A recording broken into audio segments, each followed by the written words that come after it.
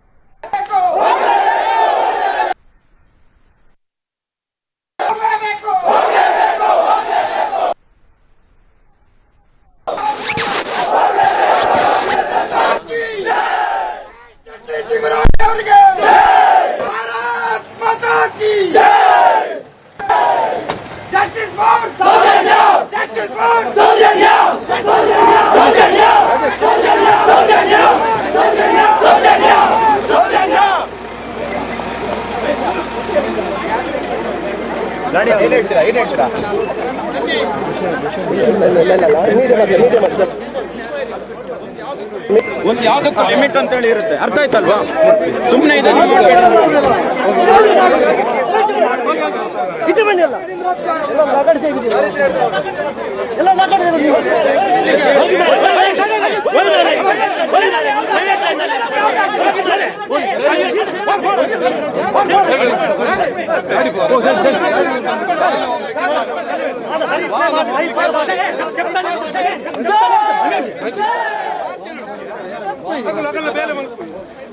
ಬಂದ್ರೆ ಸ್ವಲ್ಪ ಹಿಂದೆ ವಾಹನ ಹೋಗ್ಲಿಕ್ಕೆ ದಾರಿ ಬರ್ತೀವಿ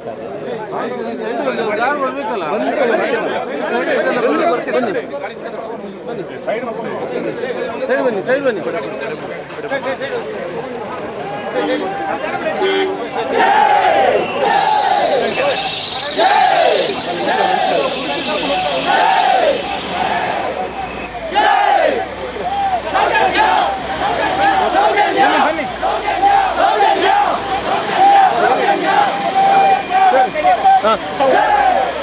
ಸೌಜನ್ಯ ನ್ಯಾಯ ಪರವಾಗಿ ಹೋರಾಟ ಮಾಡಿದ್ದಕ್ಕೆ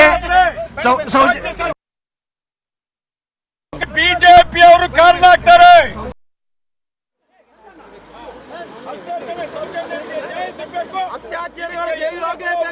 ಸಂತೋಷ್ ಅವ್ರ ಬಗ್ಗೆ ಮಾತಾಡಿದ್ದಕ್ಕೆ ಇವತ್ತು 20 ಜನ ಬಂದು ಕರ್ಕೊಂಡು ಹೋಗ್ತಾ ಇದ್ದಾರೆ. ಸೌಜನ್ಯ ಹೋರಾಟ ಮಾಡಿದ್ದಕ್ಕೆ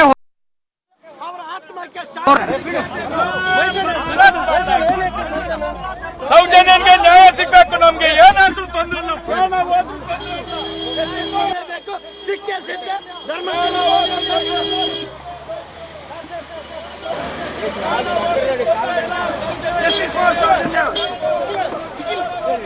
ಧರ್ಮಸ್ಥಳದ ಅತ್ಯಾಚಾರಿಗೆ ವೀರೇಂದ್ರ ಹೆಗಡೆ ಹೆದರ್ಕೊಂಡಿದ್ದಾನೆ.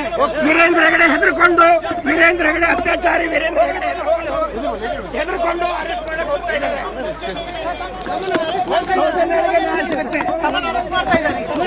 ಸಂತೋಷ ಆಗ್ತಿದೆ. ಸುಳ್ಳು ಕೇಸ್ ಮಾಡಿ ನಮ್ಮನ್ನೊಳಗೆ ಹಾಕ್ತಾ ಇದ್ದಾರೆ ಇವತ್ತು.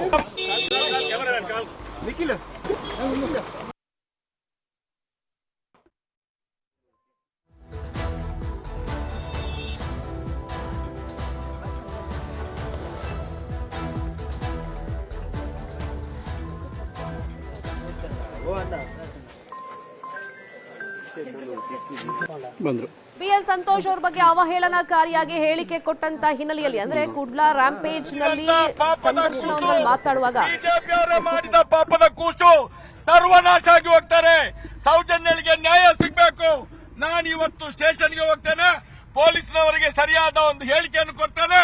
ನ್ಯಾಯ ಖಂಡಿತ ಸಿಗ್ತದೆ.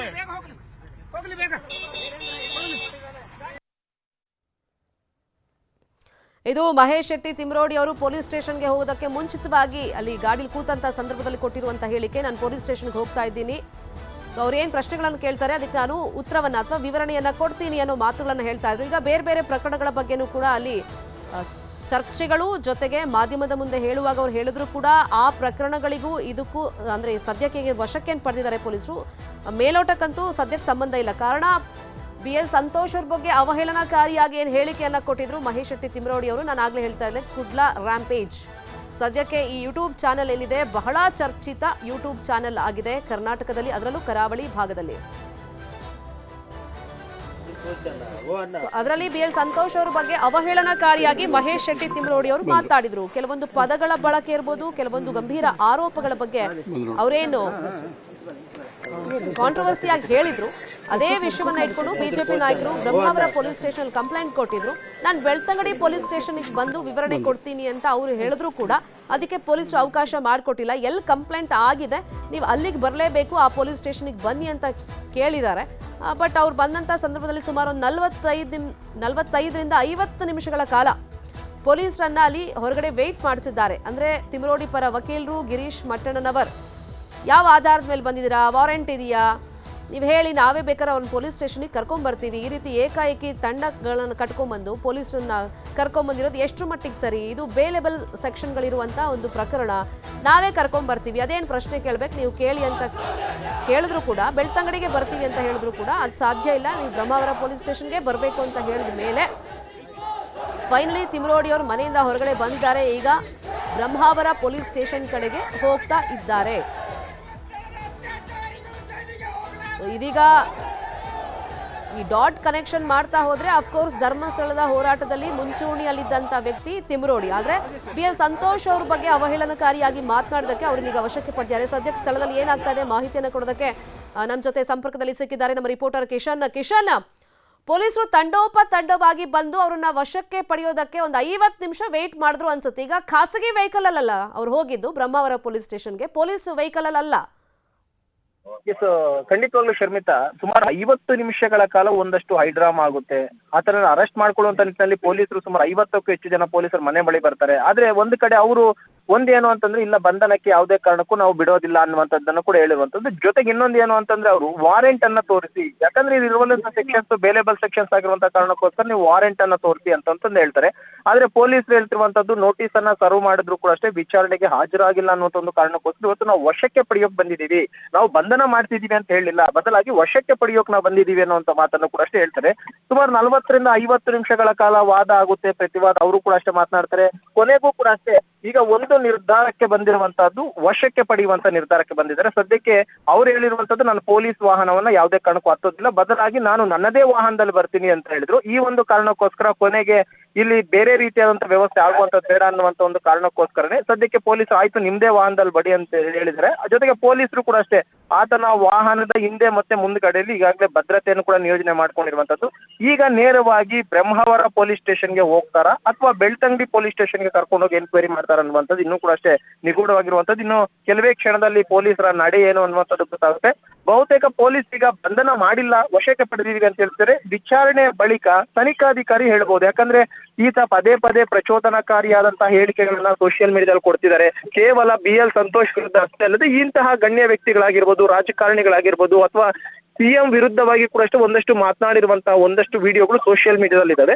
ಆ ಒಂದು ಕಾರಣಕ್ಕೋಸ್ಕರ ಇಂಥವ್ರು ಹೊರಗಡೆ ಇದ್ದಂತ ವೇಳೆಯಲ್ಲಿ ಈ ರೀತಿಯಂತ ಪ್ರಚೋದನಕಾರಿ ಭಾಷಣಗಳಿಂದ ಬೇರೆಯವರು ಪ್ರೇರೇಪಿತವಾಗಿ ಲಾ ಅಂಡ್ ಆರ್ಡರ್ ಇಶ್ಯೂಸ್ ತರಬಹುದು ಅನ್ನುವಂಥದ್ದು ಕಾರಣಕ್ಕೋಸ್ಕರ ಬಂಧನ ಮಾಡ್ತಿದೀವಿ ಅನ್ನುವಂಥದ್ದನ್ನು ಕೂಡ ಅಷ್ಟೇ ತನಿಖಾಧಿಕಾರಿ ನಿರ್ಧಾರವನ್ನ ಮಾಡಬಹುದು. ಆದ್ರೆ ಕುಟುಂಬಸ್ಥರು ಸದ್ಯಕ್ಕೆ ಎನ್ಕ್ವೈರಿ ಪರ್ಪಸ್ಗೆ ನಾವು ಅವರನ್ನ ವಶಕ್ಕೆ ಪಡ್ತಾ ಇದೀವಿ, ಕಸ್ಟಡಿಗೆ ತಗೊಂತಾ ಇದೀವಿ ಅಂತ ಹೇಳಿದರೆ ಸದ್ಯಕ್ಕೆ ಬಂಧನದ ಬಗ್ಗೆ ಇನ್ನೂ ಯಾವುದೇ ಅಧಿಕೃತವಾದಂತಹ ಮಾಹಿತಿಯನ್ನ ಕೊಟ್ಟಿಲ್ಲ. ಸದ್ಯಕ್ಕೆ ಆತನನ್ನ ವಶಕ್ಕೆ ಪಡೆದಿದ್ದಾರೆ. ಆದ್ರೆ ಆತ ಒಂದು ಮನೆಯಲ್ಲಿ ಪಟ್ಟಿಡಿದಿದ್ದೇನು ಅಂತಂದ್ರೆ ಅರೆಸ್ಟ್ ವಾರೆಂಟ್ ಇದ್ರೆ ನಾನು ಬೇಕಾದ್ರೆ ಅರೆಸ್ಟ್ ಮಾಡ್ಕೊಂಡು ನಿಮ್ ಜೀಪಲ್ಲಿ ಕರ್ಕೊಂಡು ಹೋಗಿ. ಈಗ ಅರೆಸ್ಟ್ ವಾರೆಂಟ್ ಇಲ್ಲದ ಕಾರಣಕ್ಕೋಸ್ಕರ ನಾನು ನಿಮ್ ಜೀಪನ್ನ ಹತ್ತೋದಿಲ್ಲ. ನೀವು ವಿಚಾರಣೆಗೆ ಬರೋದಕ್ಕೆ ಹೇಳ್ತಿದ್ರ, ನಾನು ವಿಚಾರಣೆಗೆ ಬರ್ತೀನಿ, ಆದ್ರೆ ವಿಚಾರಣೆಗೆ ನನ್ನದೇ ವೆಹಿಕಲ್ ನಲ್ಲಿ ನಾನು ಬರ್ತೀನಿ ಅಂತ ಹೇಳ್ಬಿಟ್ಟು ಒಂದು ಪಟ್ಟನ್ನು ಹಿಡಿದಿದ್ರು. ಈ ಒಂದು ಕಾರಣಕ್ಕೋಸ್ಕರ ಒಂದಷ್ಟು ಡಿಲೇ ಆಯ್ತು. ಕೊನೆಗೂ ಕೂಡ ಅಷ್ಟೇ ಆಯ್ತು ನಿಮ್ದೇ ವೆಹಿಕಲ್ ಅಲ್ಲಿ ಬನ್ನಿ ಅಂತ ಪೊಲೀಸ್ ಯಾವಾಗ ಹೇಳಿದ್ರು. ಸದ್ಯಕ್ಕೀಗ ಮಹೇಶ್ ಶೆಟ್ಟಿ ತಿಮ್ರೋಡಿ ಇದ್ದಾರೆ, ಅವರ ಒಂದಷ್ಟು ಫಾಲೋವರ್ಸ್ ಅವರು ಅವ್ರದೇ ಕಾರಲ್ಲಿ ಇದ್ದಾರೆ. ಗಿರೀಶ್ ಮಟ್ಟಣ್ಣನವರು ಕೂಡ ಅದೇ ಒಂದು ಕಾರ್ನಲ್ಲಿ ಇದ್ದಾರೆ. ಸದ್ಯಕ್ಕೆ ಪೊಲೀಸ್ ಭದ್ರತೆಯಲ್ಲಿ ಅವರನ್ನು ಈಗಾಗಲೇ ಕರ್ಕೊಂಡು ಹೋಗ್ತಿರುವಂತಹ ಒಂದು ಸನ್ನಿವೇಶ ಆಗ್ತಾ ಇದೆ. ಈಗ ಬಹುತೇಕ ಉಡುಪಿಯ ಬ್ರಹ್ಮಾವರ ಪೊಲೀಸ್ ಸ್ಟೇಷನ್ಗೆ ಕರ್ಕೊಂಡು ಹೋಗ್ತಾರೆ. ಯಾಕಂದ್ರೆ ಅಲ್ಲಿ ಕೇಸ್ ರಿಜಿಸ್ಟರ್ ಆಗಿರುವಂತಹದ್ದು, ಇನ್ವೆಸ್ಟಿಗೇಷನ್ ಕೂಡ ಅಲ್ಲೇ ಆಗ್ತಿರುವಂತಹ ಕಾರಣಕ್ಕೋಸ್ಕರ ಅವರನ್ನ ನೇರವಾಗಿ ಇಲ್ಲಿಂದ ಉಡುಪಿಯ ಬ್ರಹ್ಮಾವರ ಪೊಲೀಸ್ ಸ್ಟೇಷನ್ ಕರ್ಕೊಂಡೋಗಿ ತದನಂತರ ವಿಚಾರಣೆಗೆ ಒಳಪಡುತ್ತಾರೆ. ಯಾವ ಒಂದು ಕಾರಣಕ್ಕಾಗಿ ಆ ರೀತಿಯಾದ ಸ್ಟೇಟ್ಮೆಂಟ್ ಅನ್ನು ಕೊಟ್ರಿ, ಆ ಸ್ಟೇಟ್ಮೆಂಟ್ ಕೊಡುವಂತ ಹಿಂದಿನ ಉದ್ದೇಶವಾದ್ರೂ ಏನು, ಆ ಸ್ಟೇಟ್ಮೆಂಟ್ ಕೊಡುವಂತದಕ್ಕೆ ನಿಮ್ಮ ಹತ್ರ ಪೂರಕವಾದಂತಹ ದಾಖಲೆಗಳು ಇದೆಯಾ ಅನ್ನುವಂಥದ್ರ ಒಂದಷ್ಟು ಪ್ರಶ್ನೆಗಳನ್ನ ಕೇಳ್ತಾರೆ. ಇದಕ್ಕೆ ಇವರು ಯಾವ ರೀತಿಯಾದ ಉತ್ತರಗಳನ್ನ ಕೊಡ್ತಾರೆ ಅನ್ನುವಂಥದ್ದು ತನಿಖಾಧಿಕಾರಿ ನಿರ್ಧಾರವನ್ನ ಮಾಡ್ತಾರೆ. ಒಂದು ವೇಳೆ ತನಿಖಾಧಿಕಾರಿ ಆತನ ಹೇಳಿಕೆಗಳು ಸ್ಯಾಟಿಸ್ಫೈಡ್ ಅಂತ ಅನ್ಸೋದಾಗ ಮಾತ್ರ ಅವರನ್ನ ಬೇಕಾದ್ರೆ ಬಿಟ್ಟು ಕಳಿಸ್ಬೋದು ಅಥವಾ ಮತ್ತೊಂದು ವಿಚಾರಣೆಗೂ ಬರೋದಕ್ಕೆ ಸೂಚನೆಯನ್ನ ಕೊಡ್ಬೋದು. ಒಂದು ವೇಳೆ ಏನಾದ್ರೂ ತನಿಖಾಧಿಕಾರಿ ಇಲ್ಲ ನಾವು ಬಂಧನ ಮಾಡಬೇಕು ಅನ್ನೋ ನಿರ್ಧಾರಕ್ಕೆ ಬಂತು ಅಂತಂದ್ರೆ ಬಹುತೇಕ ಬಂಧನವನ್ನ ಮಾಡ್ತಾರೆ, ಬಂಧನದ ಪ್ರಕ್ರಿಯೆಗಳನ್ನ ಮಾಡ್ತಾರೆ. ಅದಾದಂತ ಬಳಿಕ ಅರೆಸ್ಟ್ ಮೆಮೊ ಅಂತ ಅಂದ್ರೆ ಅರೆಸ್ಟ್ ಮಾಡಿದಂತ ಬಳಿಕ ಕುಟುಂಬಸ್ಥರಿಗೆ ಒಂದು ಮಾಹಿತಿಯನ್ನು ಕೊಡ್ಬೇಕಾಗುತ್ತೆ, ಅದಂತೆ ಕುಟುಂಬಸ್ಥರು ಮಾಹಿತಿಯನ್ನು ಕೊಡ್ತಾರೆ. ಈಗ ಇದರಲ್ಲಿ ಯಾವುದೇ ರಿಕವರಿ ಇಲ್ಲದ ಕಾರಣಕ್ಕೋಸ್ಕರ ಬಹುತೇಕ ಇವತ್ತು ಸ್ಟೇಟ್ಮೆಂಟ್ ಅನ್ನ ರೆಕಾರ್ಡ್ ಮಾಡಿಕೊಂಡು ನ್ಯಾಯಾಧೀಶರ ಮನೆಯೋ ಅಥವಾ ಕೋರ್ಟ್ಗೂ ಸಬ್ಮಿಟ್ ಮಾಡಿ ತದನಂತರ ಜೈಲಿಗೆ ಬಿಡುವಂತ ಸಾಧ್ಯತೆ ಇರುತ್ತೆ. ಆದ್ರೆ ಇಲ್ಲಿ ಬಂಧನ ಮಾಡೋದಕ್ಕಿಂತ ಮುಂಚಿತವಾಗಿ ತನಿಖೆಯ ವೇಳೆಯಲ್ಲಿ ವಿಚಾರಣೆ ಮಾಡುವಂತಹ ವೇಳೆಯಲ್ಲಿ ತನಿಖಾಧಿಕಾರಿ ಏನ್ ಮಾಡ್ತಾರೆ ಅನ್ನೋದ್ರ ಮೇಲೆ ಎಲ್ಲಾ ಬೆಳವಣಿಗೆಗಳು ನಿಂತಿರುತ್ತೆ. ಖಂಡಿತ ಮಂಜುನಾಥ್, ಈಗ ತನಿಖಾಧಿಕಾರಿಯ ವಿವೇಚನೆಗೆ ಬಿಟ್ಟಿತ್ತು ಎಷ್ಟೊತ್ತು ಇವರನ್ನ ತನಿಖೆಗೆ ಒಳಪಡಿಸಬೇಕು, ಏನ್ ಪ್ರಶ್ನೆಗಳನ್ನ ಕೇಳಬೇಕು, ತದನಂತರ ಅರೆಸ್ಟ್ ಮಾಡಬೇಕಾ ಅಥವಾ ಬಿಟ್ಟು ಕಳಿಸ್ಬೇಕಾ, ಅದೆಲ್ಲ ಅವ್ರ ವಿವೇಚನೆಗೆ ಬಿಟ್ಟಿದ್ದು. ಆದ್ರೆ ಪಾಸಿಬಿಲಿಟೀಸ್ ಬಗ್ಗೆ ಮಾತಾಡೋದಾದ್ರೆ ಮಂಜು, ಈಗ ಸೆಕ್ಷನ್ಗಳನ್ನು ಏನು ಹಾಕಿದ್ದಾರೆ BNS ಆಕ್ಟ್ ಅಡಿಯಲ್ಲಿ, ಸೊ ಅದೆಲ್ಲ ಬೇಲೆಬಲ್ ಸೆಕ್ಷನ್ ಅಂತ ಅವರು ವಕೀಲರು ಮತ್ತೆ ಗಿರೀಶ್ ಮಟ್ಟಣ್ಣ ಅವರು ಹೇಳ್ತಾ ಇದ್ರಲ್ಲ ಪೊಲೀಸರಿಗೆ, ಆ ಪಾಸಿಬಿಲಿಟಿ ಬಗ್ಗೆ ಮಾತಾಡೋದಾದ್ರೆ ಸ್ಟೇಷನ್ ಬೇಲ್ ಸಿಗುವಂತ ಚಾನ್ಸಸ್ ಇದೆಯಾ?